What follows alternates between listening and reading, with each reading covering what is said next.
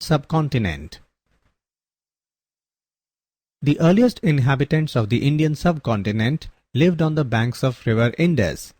As we know, all the great civilizations of the world have developed in river valleys. Such was the case with India too. There were many reasons why this happened. Rivers were a source of food, fish, etc., as well as fresh water for both drinking as well as for irrigation. Since big rivers were easily navigable, they also served as arteries for commerce and communication.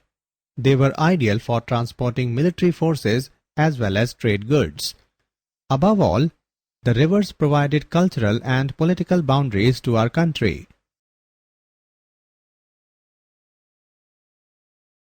Medieval Age. The word medieval refers to the Middle Ages. A British historian divided the history of India into three periods: Hindu, Muslim, and British.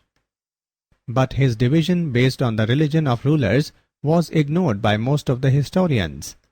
In India, the medieval period is considered to begin in the 8th century CE to extend right up to the 18th century CE. This medieval period is further divided into early medieval period, 8th to 12th century CE, and the later medieval period, 12th to 18th century CE. In Europe, medieval age is taken as the period between 500 CE and 1500 CE, but in India, the 8th century is taken as the beginning of the medieval period, while the 18th century marks its end.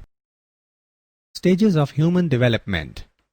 People generally measure time in terms of century, year, month, day, and hour, but historians used to looking at the entire canvas chart the progress of man in terms of ages that represent different stages of human development, example, Stone Age, Bronze Age, Iron Age, etc.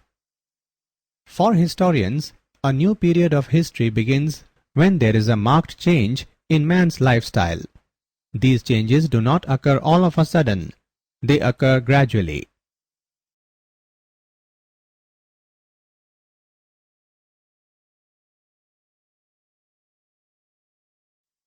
Indian culture.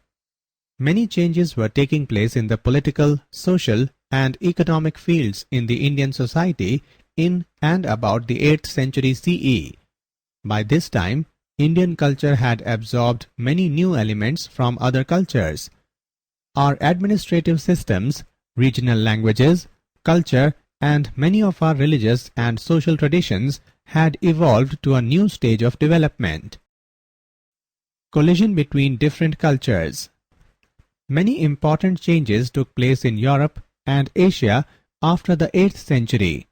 These changes altered the relationship between Europe and Asia.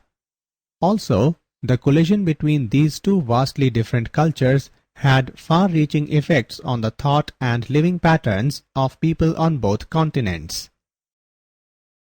Medieval Age. This map of the Indian subcontinent was produced by an Arab cartographer, Al-Diris, in 1154 CE. He did not visit the Indian subcontinent.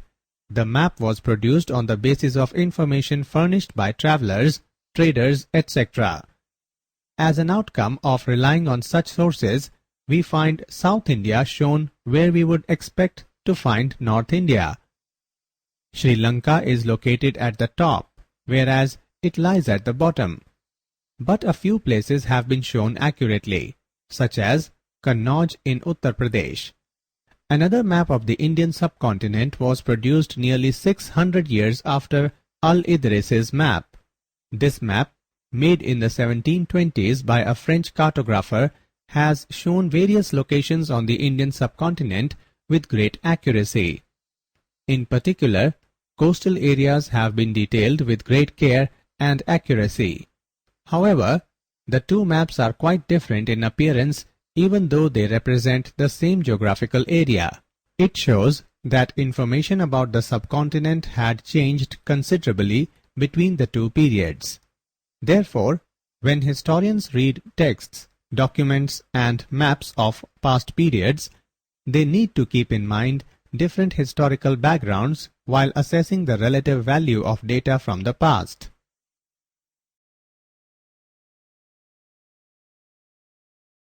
New and old terminologies. Our knowledge of the past can be enriched by comparing new and old terminologies used by chroniclers. For example, Minhaj-ul-Siraj used the term Hindustan in his chronicle. The sense in which he used this term was totally different from what it came to mean later.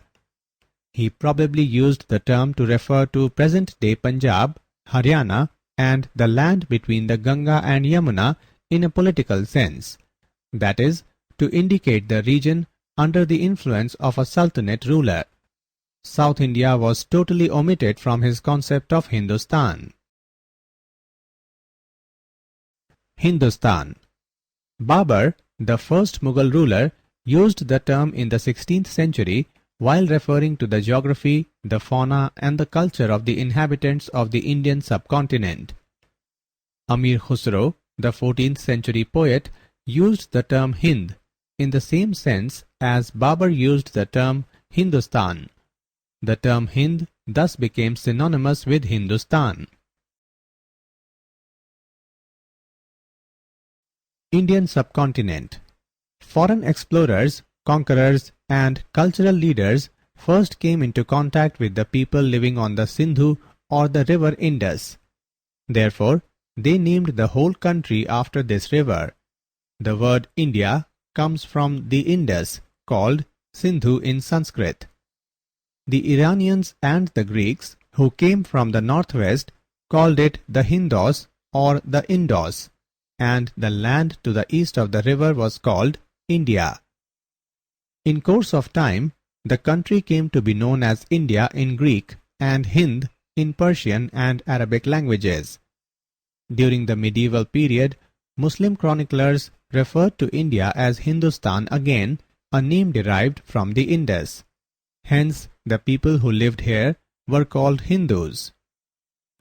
Natives of the country, however, called it Bharatvarsha or the land of Bharata, after an ancient tribe called the Bhartas.